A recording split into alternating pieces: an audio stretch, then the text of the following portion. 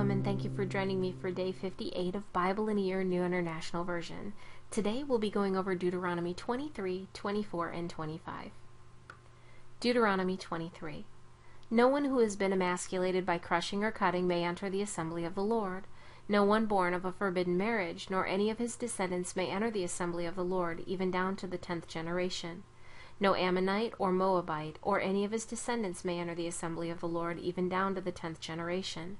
For they did not come to meet you with bread and water on your way when you came out of Egypt, and they hired Balaam, son of Beor, from Pethor in Aram Naharaim, to pronounce a curse on you.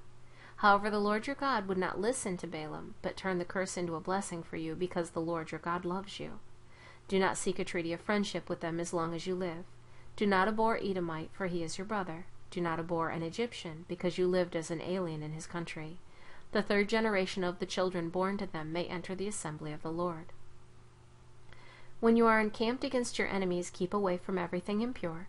If one of your men is unclean because of a nocturnal emission, he is to go outside the camp and stay there. But as evening approaches, he is to wash himself, and at sunset he may return to the camp. Designate a place outside the camp where you can go to relieve yourself. As part of your equipment, have something to dig with, and when you relieve yourself, dig a hole and cover up your excrement. For the Lord your God moves about in your camp to protect you and to deliver your enemies to you. Your camp must be holy, so that he will not see among you anything indecent and turn away from you. If a slave has taken refuge with you, do not hand him over to his master. Let him live among you wherever he likes and in whatever town he chooses. Do not oppress him. No Israelite man or woman is to become a shrine prostitute. You must not bring the earnings of a female prostitute or of a male prostitute into the house of the Lord your God to pay any vow, because the Lord your God detests them both. Do not charge your brother interest, whether on money or food or anything else that may earn interest. You may charge a foreigner interest, but not a brother Israelite, so that the Lord your God may bless you in everything you put your hand to in the land you are entering to possess. If you make a vow to the Lord your God, do not be slow to pay it, for the Lord your God will certainly demand it of you, and you will be guilty of sin. But if you refrain from making a vow, you will not be guilty. Whatever your lips utter, you must be sure to do, because you made your vow freely to the Lord your God with your own mouth. If you enter your neighbor's vineyard, you may eat all the grapes you want, but do not put any in your basket. If you enter your neighbor's grain field, you may pick kernels with your hands, but you must not put a sickle to his standing grain. Deuteronomy 24.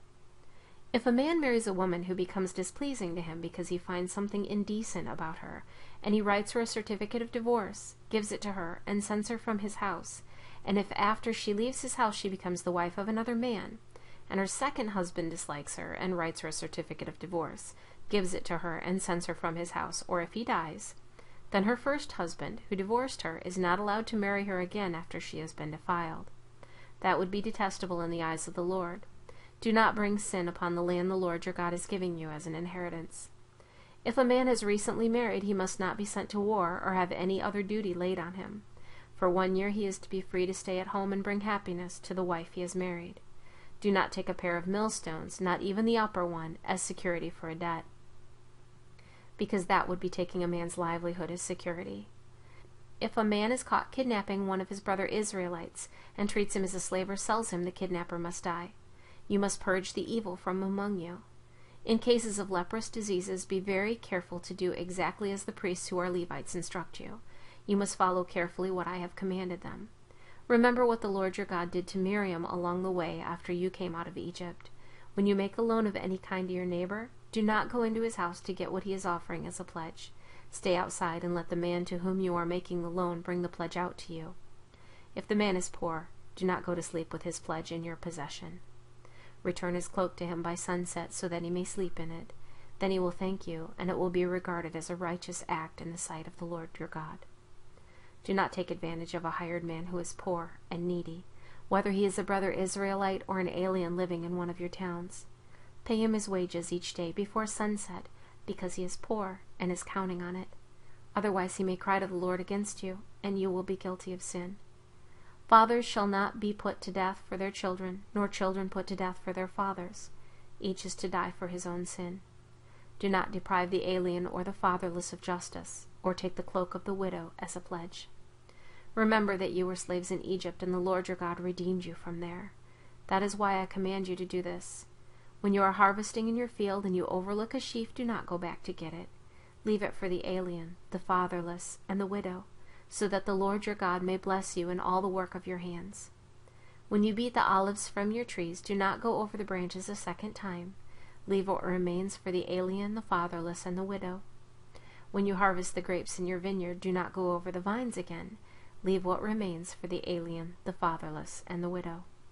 Remember that you were slaves in Egypt. That is why I command you to do this. Deuteronomy 25. When men have a dispute, they are to take it to court, and the judges will decide the case, acquitting the innocent and condemning the guilty. If the guilty man deserves to be beaten, the judges shall make him lie down and have him flogged in the presence with the number of lashes his crime deserves. But he must not give him more than 40 lashes. If he is flogged more than that, your brother will be degraded in your eyes. Do not muzzle an ox while it is treading out the grain. If brothers are living together and one of them dies without a son, his widow must not marry outside the family. Her husband's brother shall take her and marry her and fulfill the duty of a brother-in-law to her.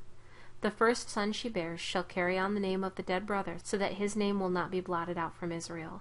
However, if a man does not want to marry his brother's wife, she shall go to the elders at the town gate and say, my husband's brother refuses to carry on his brother's name in Israel. He will not fulfill the duty of a brother-in-law to me. Then the elders of his town shall summon him and talk to him. If he persists in saying, I do not want to marry her, his brother's widow shall go up to him in the presence of the elders, take off one of his sandals, spit in his face, and say, this is what is done to the man who will not build up his brother's family line. That man's line shall be known in Israel as the family of the unsandaled.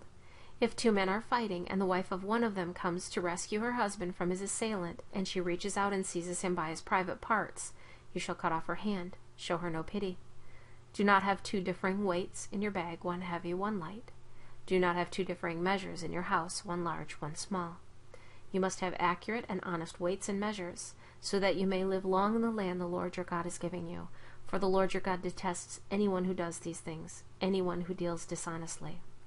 Remember what the Amalekites did to you along the way when you came out of Egypt.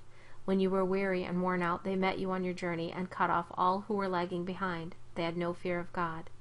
When the Lord your God gives you rest from all the enemies around you in the land he is giving you to possess as an inheritance, you shall blot out the memory of Amalek from under heaven. Do not forget.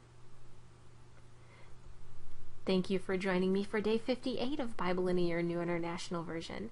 I look forward to seeing you tomorrow for day 59.